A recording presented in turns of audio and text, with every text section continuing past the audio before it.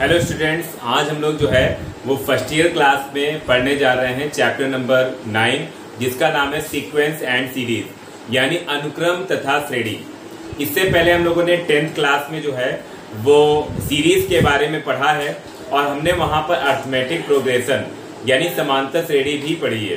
ठीक, तो सबसे पहले हम यहाँ पर पढ़ेंगे अनुक्रम किसे कहते हैं यानी सीक्वेंस किसे कहते हैं। ठीक, तो जैसे कि हम लोग नॉर्मली बोलते हैं भाई एक सीक्वेंस में हो जाओ, एक सीक्वेंस में खड़े हो जाओ।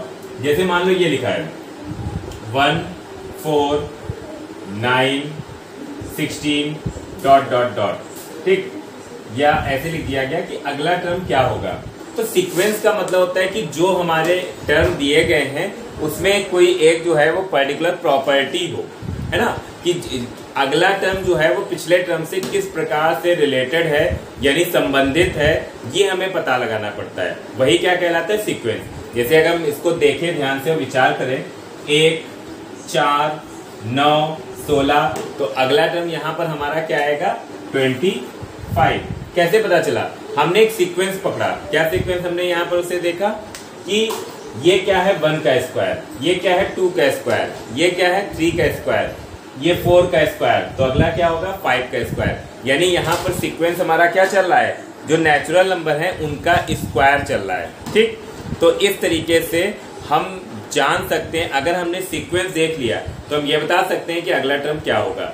तो यानी अगला टर्म अपने पिछले टर्म से किस प्रकार से संबंधित है, वही क्या कहलाता है सीक्वेंस, या हिंदी में कहें अनुक्रम। भाई अनुक्रम का मतलब क्या है? अनुक्रम मतलब अगला, और क्रम यानी क्रम क्या है। इस तरीके के अनुक्रम पर आधारित बहुत सारे प्रश्न होते हैं जो हमारे कॉम्पिटिटिव एग्जाम में पूछे जाते हैं, इस तरीके से ही जैसे ये लिखा है इसी तरीके से। तो ये तो एक सिंपल कंडीशन थी यहाँ कि ये नेचुरल नंबर का स्क्वायर लिखा है, लेकिन और बहुत सारी कंडीशंस ऐसी हो सकती है, तो हमें उस चीज को पकड़ना होता है। एक और एग्जाम्पल के थ्रू बताना चाहता हूं।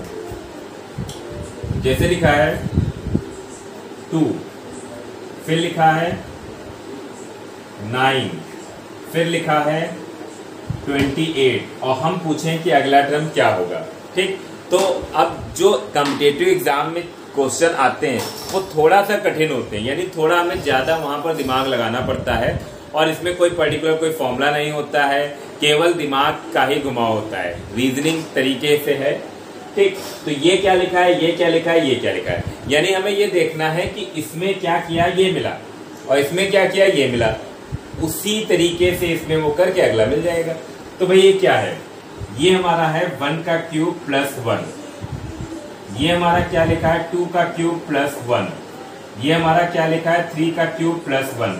तो ये सीक्वेंस चल रहा है, तो अगला टर्म क्या होगा 4 का क्यूब प्लस 1, 4 का क्यूब 64 प्लस 1 यानी कितना आएगा 65। तो ये हमारा कहलाता है सीक्वेंस। ठीक, अब हम यहाँ पर कैसे पढ़ेंगे?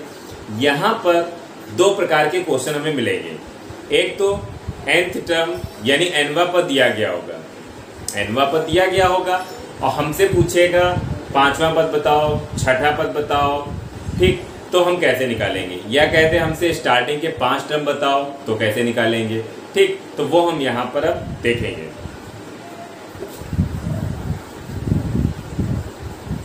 तो क्वेश्चन यहाँ पर देखते हैं। जो हमारा nth टर्म होगा, nth टर्म यानी nवां पद, यानी nवां पद, तो nवें पद को हम क्या लिखेंगे an या फिर tn।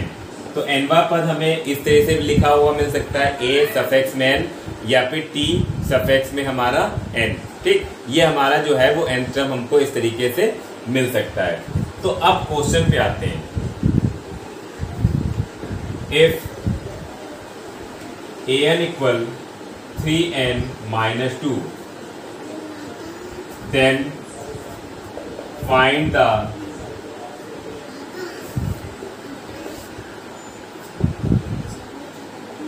first 5 terms।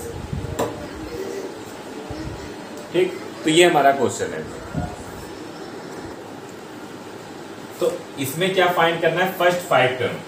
तो हम क्या करेंगे, an बराबर कितना है 3n माइनस 2, यानी जो nth टर्म है वो हमारा n पर ही डिपेंड कर रहा है। तो हम यहाँ पर पुटिंग n इक्वल 1 2 3 4 5, क्योंकि हमें शुरुआत के 5 टर्म निकालने हैं तो n की वैल्यू 1 से लेकर 5 तक रखेंगे। तो पहले 1 रखा तो 3 इंटू 1 माइनस 2 यानी कितना 1। 2 रखा तो 3 इंटू 2 माइनस 2 यानी कितना 4। 3 रखा तो 3 इंटू 3 माइनस 2 कितना 7। 4 रखा तो 3 इंटू 4 माइनस 2 यानी कितना 10।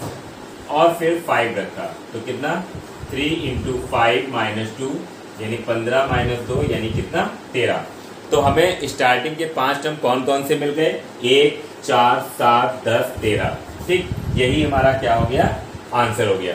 तो ये इस तरीके का क्वेश्चन है जिसमें हमारा जो nth टर्म है वो किस पे डिपेंड कर रहा है, हमारा nth टर्म n पे ही डिपेंड कर रहा है। तो अगर हमसे ये पूछा जाए कि फाइंड द 6th टर्म तो n की वैल्यू क्या रख दें 6 रख देंगे तो हमें 6 टर्म मिल जाएगा, यानी हम 20 से कोई भी टर्म बता सकते हैं। अब हम ऐसा क्वेश्चन देखेंगे जिसमें 20 से कोई टर्म नहीं बता पाएंगे, यानी जो nth टर्म होगा वो अपने पिछले टर्म पे डिपेंड करेगा। तो अब यहाँ पर जो है वो हमें फर्स्ट टर्म दिया है, यानी a1 दिया है 3 और an कितना है 3an माइनस 1 प्लस 2। तो ये ऐसा क्वेश्चन है कि अगर हमसे पूछ लिया जाए 7th टर्म या 4th टर्म, कोई भी टर्म पूछा जाए 20 से, तो हम डायरेक्ट नहीं बता पाएंगे, यानी एक टर्म पिछले टर्म पे डिपेंड करेगा। मान लो हमें 4th टर्म पूछा तो 3rd टर्म उसके लिए पता होना चाहिए, 3rd पूछा तो 2nd पता होना चाहिए, 2nd पूछा तो 1st, यानी एटलीस्ट एक टर्म हमें जरूर पता होना चाहिए। तो 1st पता है, इसकी हेल्प लेके 2nd टर्म निकाल लेंगे, उसकी हेल्प लेके 3rd, उसकी हेल्प लेके 4 और उसकी हेल्प लेके 5। तो चाहे यहाँ पर ये कह they find the first 5 term, या हमसे ये कह दे कि 5th टर्म निकालो, तो चाहे 5वां पद पूछे और चाहे शुरुआत के 5 पद पूछे, हमें काम पूरा करना पड़ेगा। तो एक पद तो दिया ही है, 4 और निकालने हैं, और ये वैल्यू जो है वो n ग्रेटर देन 1 के लिए ही है, 1 के लिए तो हो नहीं सकती है। तो क्या करेंगे इसमें n इक्वल 2 3 4 5। ठीक, कुछ लोग क्या करेंगे 2 3 4 5 6 कहेंगे 5 टर्म निकालने, तो 5 निकालने शुरुआत के लिखा क्या है फर्स्ट 5 टर्म, तो पहला टर्म तो हो ही गया, बाकी कितने बचे 4, तो 2 रखें a2 minus 1 plus 2 3a1 plus 2। तो देखो सेकेंड टर्म डिपेंड कर रहा है फर्स्ट टर्म पे, और फर्स्ट टर्म की वैल्यू कितनी 3, तो ये हो गया 3 3 9 2 11। फिर 3 रखो,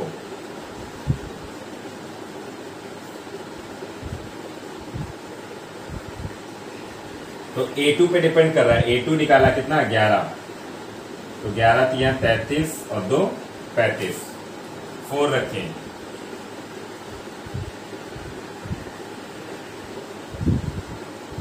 तो ये 3rd टर्म पे डिपेंड कर रहा है, तो 3rd टर्म कितना है 35, तो 35 दिया 105 और 2 107। फिर क्या रखें 5, तो ये हो गया 3a4 प्लस 2, और a4 की वैल्यू कितनी है 107 प्लस 2, तो ये कितना हो जाएगा 321 और 2 323। तो चाहे हमसे ये पूछे फर्स्ट 5 टर्म और चाहे हमसे ये पूछे कि 5वां पद, हमें पूरा काम करना पड़ेगा। तो फर्स्ट 5 टर्म्स, पहला टर्म कितना 3, दूसरा 11 35 107 और 323, ये हमारा कंप्लीट आंसर हो गया। ठीक, तो इस पार्ट में मैंने आपको बताया कि अगर सीक्वेंस किसे कहते हैं ये बताया, सीक्वेंस पे आधारित क्वेश्चन लगाए। ठीक, 2 क्वेश्चन बताए कि जिसमें अगर हमारा nth टर्म जो है वो n पे डिपेंड करेगा तो हम 20 से भी कोई टर्म बता सकते हैं। दूसरा कि अगर nth टर्म हमारा किसी और टर्म पे डिपेंड करेगा, अपने पिछले टर्म पे, तो हम उसको भी हम 20 से हम नहीं बता पाएंगे। अगर 5 टर्म निकालने हैं तो हम 5 टर्म निकालेंगे तभी हम 5वां पद बता पाएंगे, अन्यथा नहीं। ठीक, तो ये एक छोटा सा वीडियो था जो कि सीक्वेंस से रिलेटेड था।